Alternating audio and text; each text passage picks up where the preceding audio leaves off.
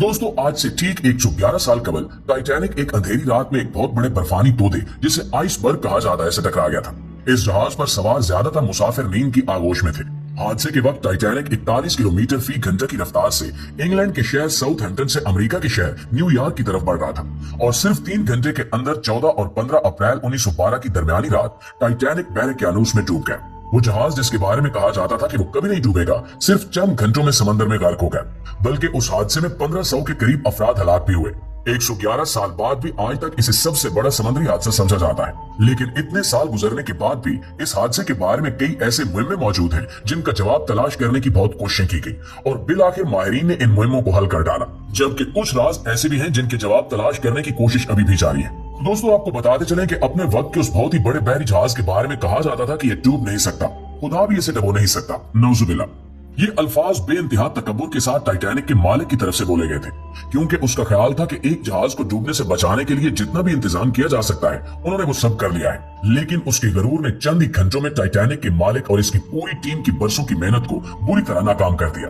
माहिरीन के तज्जियों और बरसों की रिसर्च बताती है कि टाइटैनिक के मालिकान के इस यकीन की कुछ वजूहात भी थी। फेडरल यूनिवर्सिटी के शोबा बैरिया और ओशियन इंजीनियरिंग के प्रोफेसर अलेक्जेंडर कहते हैं कि इंजीनियरिंग के लिहाज से ये डिजाइन की बुनियाद पर तैयार करदा पहला जहाज था।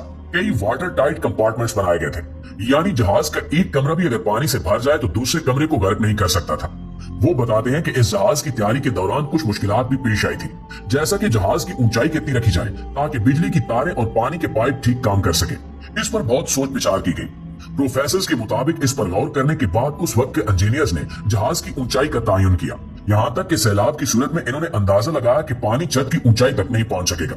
चुनांचे उन्होंने छत पर महफूज कंपार्टमेंट भी बनाए थे ताकि नीचे पानी भर जाने की सूरत में मुसाफिर छत पर महफूज हो सके। लेकिन तब किसी ने बर्फ के तोदे से जबरदस्त टकराव का सोचा भी नहीं होगा। उस वक्त के माहिरीन का कहना था कि यह तसादुम इतना जोरदार था कि जहाज की मेन बॉडी में जहाज की निस्फ लंबाई तक सुराख हो गया था और ऐसी हालत में पानी डेक तक पहुंच गया था और इंतहाई तेजी के साथ पूरे जहाज में भर गया। दोस्तों ऐसी सूरत हाल में जब जहाज पानी से भरने लग जाए, रेस्क्यू किसी भी तरह मुमकिन नहीं होता। आप पानी को निकालने के लिए जहाज में मौजूद तमाम पंप्स चालू कर सकते हैं, आप सब कुछ आजमा सकते हैं, लेकिन जिस रफ्तार से पानी अंदर आ रहा होता है उसी रफ्तार से उसे वापस बाहर नहीं फेंक सकते। और यही टाइटैनिक के साथ भी हुआ। जहाज साजी और नेविगेटर सिविल इंजीनियर थैरी बताते हैं कि टाइटैनिक की इस तरह तशहीर की गई थी कि वो डूब नहीं सकता। इसकी वजह यह थी कि बहुत से सेल्स बनाए गए थे जो वाटर टाइट वाल से बने थे और इनमें पानी दाखिल नहीं हो सकता था। जहाज में पानी दाखिल होने की सूरत में भी पानी उन सेलर्स और कंपार्टमेंट्स में दाखिल नहीं हो सकता था। लेकिन बर्फानी तोदे के साथ टकराने से जहाज को अच्छा खासा नुकसान पहुंचा था और वाटर टाइट कंपार्टमेंट्स की बहुत सी दीवारें तबाह हो गई थी। फेडरल यूनिवर्सिटी के प्रोफेसर और ट्रांसपोर्ट इंजीनियर्स ओरली सोरास के मुताबिक टाइटैनिक का वाटर कंपार्टमेंट बंद करने का निजाम भी ठीक तरह से काम नहीं कर रहा था। उस वक्त जहाज बनाने के लिए जो धात इस्तेमाल होती थी वो मौजूदा स्टील की तरह मजबूत नहीं थी। सोचमर्ता का कहना था कि जबरदस्त तसादुम के बाद जहाज की साख में तब्दीली आई। दरवाजे बंद नहीं हो रहे थे, वो फंस गए थे। टाइटैनिक को उस दौर में भी खालिद स्टील से बनाया गया था, लेकिन उस वक्त का स्टील ऐसा नहीं था, वो आज के फौलाद की तरह मजबूत नहीं था।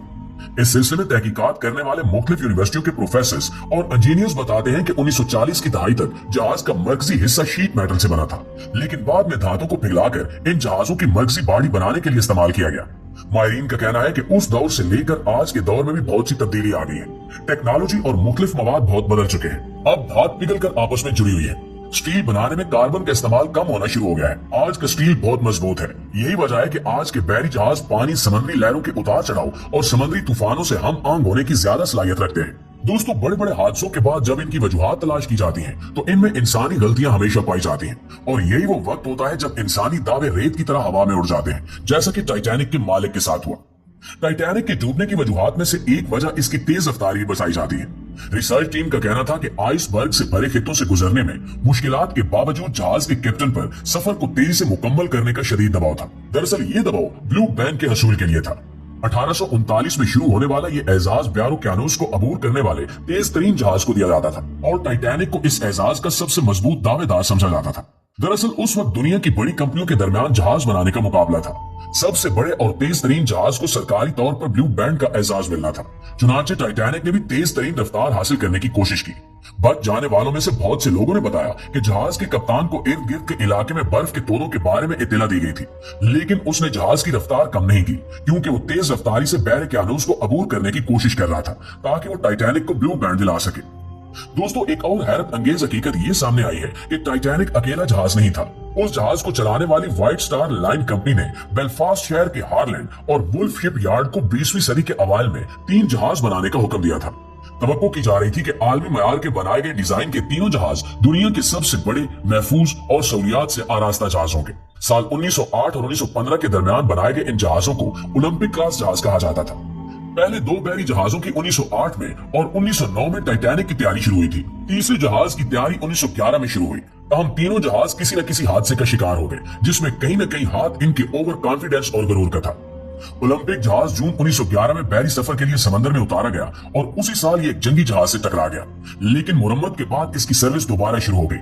पहली आलमी जंग के दौरान बरतानवी बैरियर ने इसे फौजियों को एक जगह से दूसरी जगह पहुंचाने के लिए इस्तेमाल किया। 1918 में एक जर्मन आबदोज से टकरा गया। मुरम्मत के बाद 1920 से इसका दोबारा इस्तेमाल शुरू हुआ। पुराना और काबिल एतमाद समझा जाने वाला ये जहाज 1935 तक इस्तेमाल होता रहा। दोस्तों, टाइटैनिक के हादसे में बहुत से लोग इसलिए भी मारे गए कि इनके लिए लाइफ बोट्स नहीं थी। इसके बाद से समुद्री जहाजों की हिफाजत के लिए इदारा जाती फ्रेमवर्क बनाया गया। तामीर के दौरान हिफाजती पैरामीटर्स का ख्याल रखा गया। इसे मुसलसल बेहतर बनाने के मंसूबे पर काम किया गया और आज के दौर में रडार और सुनार बर्फ के तोदों का बहुत पहले पता लगा लेते हैं। आज समंदर की नक्शा साजी या नेविगेशनल चार्ट सब सफर के दौरान बहुत ज्यादा जदीद है। जी तो मुआज़िज़ दोस्तों, ये थी हमारी आज की वीडियो। इस हवाले से आप दोस्तों की राय क्या कहती है कमेंट करके हमारे साथ शेयर जरूर कीजिएगा। इंशाल्लाह आपसे मुलाकात होती है अगली वीडियो में। तब तक अपना ख्याल रखिए। अल्लाह निगहबान।